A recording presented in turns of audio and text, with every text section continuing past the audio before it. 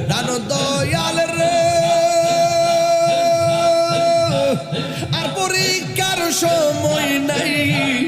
করো জোরে ক্ষমা চাই শেষের খেয়া না নিলাই আমার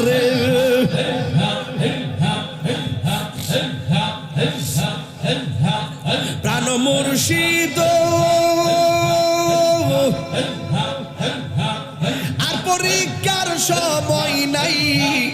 করো জোরে ক্ষমা চাই শেষের খেয়া না নিলাই আমার আমার দিন কি এমনি হবে লোকে তোমায় কি বলিবে